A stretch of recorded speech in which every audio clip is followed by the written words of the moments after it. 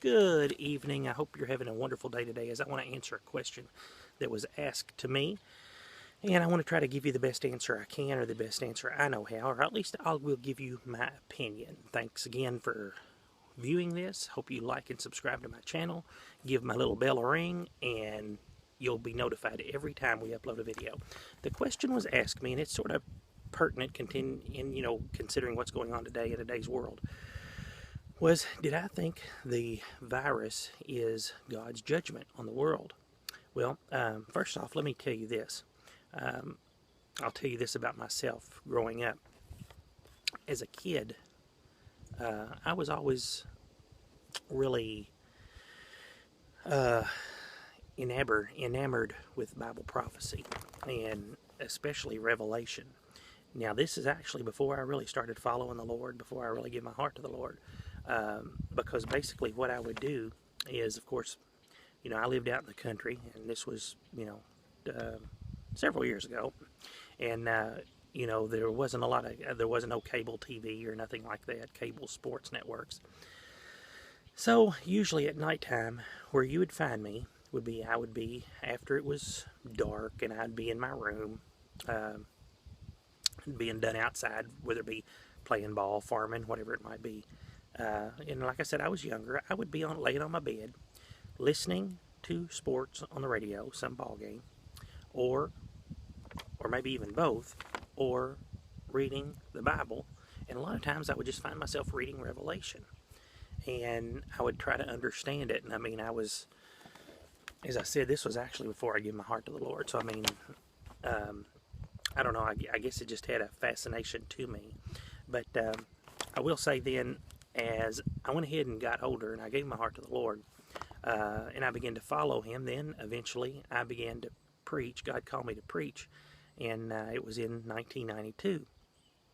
But something happened before that I will use as an example of the way God can talk to you and the way God that can deal with you, and He did me. And this is one thing we have to be careful about. I had said here a while back I was going to talk about, I had a little series I was going to do, but then I ended up sort of going another direction. But I was talking about Chicken Little, naming it Chicken Little. Well, I might not name it Chicken Little, but it might sort of be along that line today, what I'm telling you. I think a lot of people have a problem sometimes when we start calling things for what they're not. Okay, now, the question was asked, do I think the virus is God's judgment? And again, I'll use this as an illustration. In 1990, I remember it as clear as day. It was August the 2nd. I remember watching TV. I was still at home, and I was watching TV that afternoon. And of course, basically we got the main channels, the main networks. And you would, every once in a while, you would have those, dun, dun, dun, dun, this is an ABC News special report. And whatever the network was you was watching. And most of the time, those would come on, and it never did affect me. But on August the 2nd, one came on, and it was, I was watching the ABC network. But they told the story, or they told the news of Saddam Hussein and Iraq invading Kuwait. And of course, I was around 23 years old at the time. And as soon as I heard this, I kid you not, the Lord impressed upon me something about this was not your ordinary news story. This was something more. This was going to be something more. And little did I know at that time it was going to involve the United States of America the way it did. But it did. And but I felt at that time like this is going to be more. This is going to be deeper. Well, when, of course, in leading up, and if you're not familiar with it, leading up to the Gulf War, we began to hear a lot of talk. Of course, the United States built up a major military presence in the Middle East. And it started out as Desert Shield. Then it switched to Desert Storm, obviously. But when it began, of course, they was telling Iraq to pull out. Iraq was saying they wouldn't pull out. And basically it was a lot of going back and forth. But I remember hearing so many different things during this time period. I heard that, and different people was saying it was going to be the mother of all battles, this war that was fought. It was going to be the war to end all wars, this war that would be fought. That the fighting would go on for maybe 3 to 5 years, this war that would fought. They gave the casualty numbers as humongous. And I mean, everybody was telling all of these things.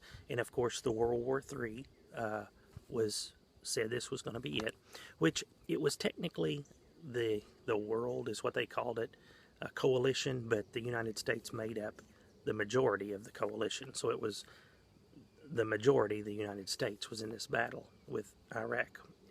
And so anyway, we heard all of this leading up to it. Well, when the battle actually took place and the battle actually began, again, I remember the night the air campaign started. I remember where I was. I remember hearing it announced. I remember hearing the night that the ground offensive started. But basically, this was one of the shorter conflicts from the wars you read about the United States have been involved in. They had superior military power, and they pretty much took out, all the defenses, and then pounded them and pounded them and pounded them. And then when it came time for the ground offensive, a lot was just surrendering. We had also heard this is going to last so long because they will fight to the last man. A lot of them was just surrendering when, the United States would, and their tanks would roll in. So what I'm trying to tell you is this was predicted to be the mother of all battles, the war to end all wars. It was predicted to be World War III. It ended up being a little over a month, right at a month, I guess it was. I could be wrong. I think it was right at a month long. And the majority of that was just air campaign. Okay. And then the conflict, one loss of life is bad, don't get me wrong. But the loss of life was very minimal that they suffered. And when you look at World War I, World War II, okay, not only was this not a world war, this didn't even rank up as far as the Vietnam War, the Korean War. This was a much smaller scale war. And people didn't know that at the time. Okay, what I'm saying is this. I told you all that to say this. We had been told it was going to be so much. And of course, you don't know those things. But when a person in prophecy begins to say this or that, then what you're doing is you're setting yourself up to be where discredited. Your credibility will be hurt, because if that's what Chicken Little did. That's where I got my name, Chicken Little, or not my name, but the name of what I was going to say was, if you run and say the sky's falling every time something happens, you will lose your credibility. Okay, now that's what we're talking about here. So when this person asked me, do I believe this is the judgment of God? I said no. See, just as that war was a much smaller scale war than some of the others that have been fought, I said this is a virus that is running through the land. But I said we've seen these as well. Okay, now if you think about it for a moment, if you think about Genesis, read about in Genesis where there was 2 different judgments that God issued on people. Okay, we've seen the world destroyed in the flood, and then we've seen 2 cities destroyed with Sodom and Gomorrah. So a world destruction and 2 cities was destroyed. Okay, and in both instances, more people could have got on the ark, but they didn't want to. More people could have left the city, but they didn't want to. Just the ones that did. But you see what I'm saying? Those was total annihilation. And this has not, and again I say, I'm not trying to minimize anything, because nobody likes to lose a loved one or a friend or anybody to this virus. But originally it was projected to be 2, 3 million or whatever, for the United States. Now look, so no, I'm not. What I'm saying is this. I don't feel like this is a judgment. I feel like this is a natural thing that has come upon the world, just like a hurricane, just like a earthquake. It's a virus, and I actually looked up today, and if I could share with you just two numbers, for example, in 1918, the deadliest in history, the Spanish flu, infected an estimated 500 million people worldwide. It killed an estimated 20 to 50 million victims, including 675,000 Americans. In 2009, the swine flu began, and estimates were 60.8 million cases, 274,000 hospitalizations, and 12,000 deaths in the United States. So you see, what I'm saying is, this is a virus, just like these other things we're reading about. And God is already working to move it out, as we've already seen most saying it's hit its peak and it's moved on. So now here's what I'm saying. I'm not saying God won't use this, because God could use this, and He is using this, I believe, for each and every one of us. I mean, think about it for a moment. You've been quarantined, or whether you've been still working at an essential job or whatever. When you come home at night, all the things that would attract you or distract you, would be the better word, from God and your relationship with God have been stopped. Okay? There are no sports. There's no movies being played at theaters where you go watch. People's not going out and dining in restaurants. So you have really had an opportunity to get close to God during this time. So God is using this and can use this, and I believe is using this for an experience for you to get close to those that want to get close to Him. So is it judgment? No. It's something just like, here several years ago, we had a bunch of tornadoes go through my area where we live, and it tore up a bunch of things. What was it? Well, the Bible tells us in the Word of God, it was a storm. It was tornadoes and high winds, and we see hurricanes. We see these things that happen to man. And this is something else that has happened. It's a virus that came in, and God is already moving it out. So, do I think it's judgment? No, I don't think it's a judgment type thing on God. I don't think it's one of the judgments mentioned in Revelation.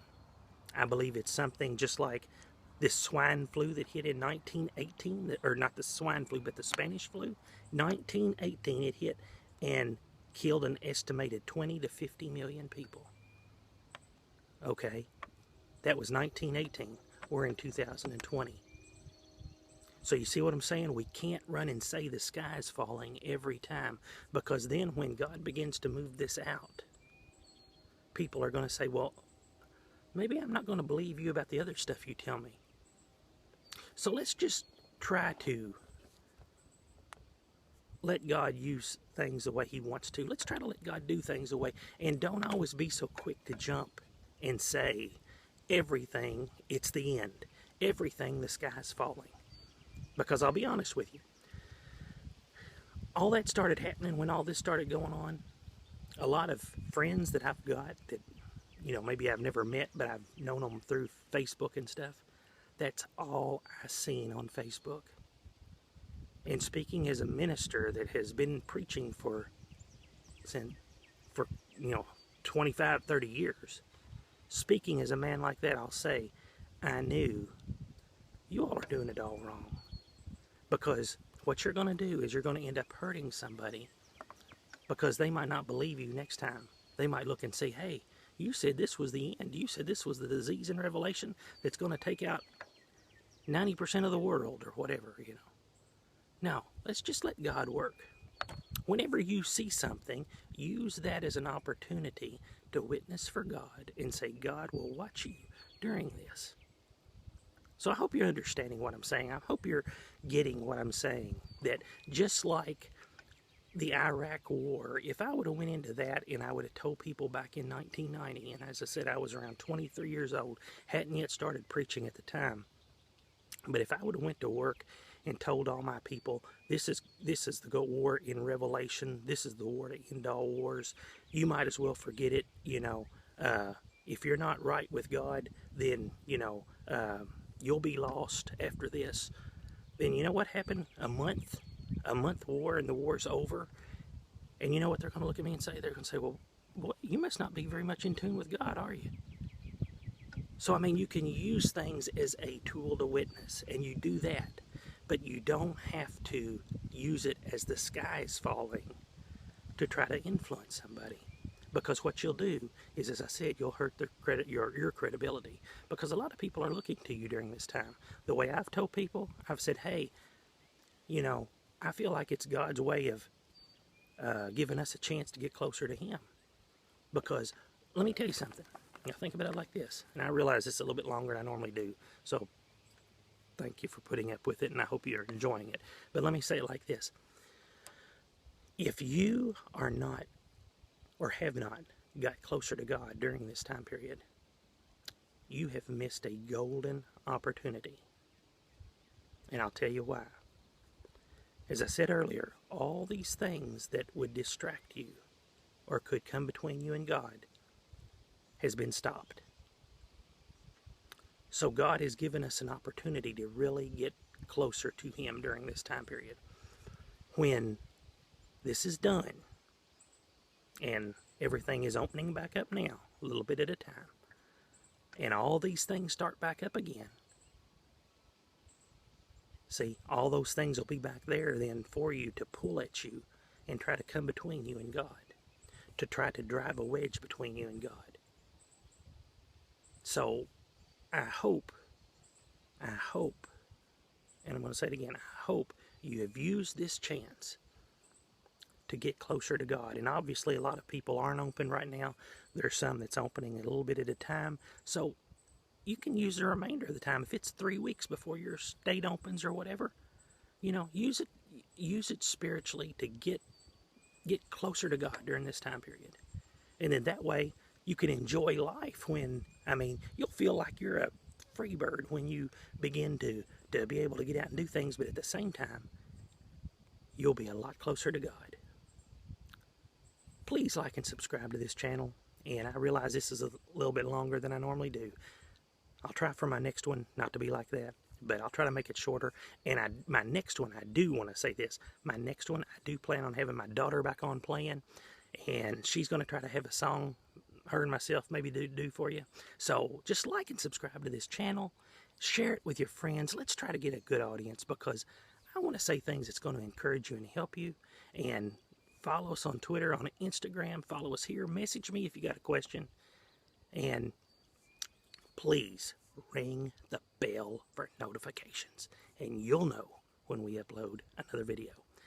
God loves you, God bless you, and we'll catch you in the next video.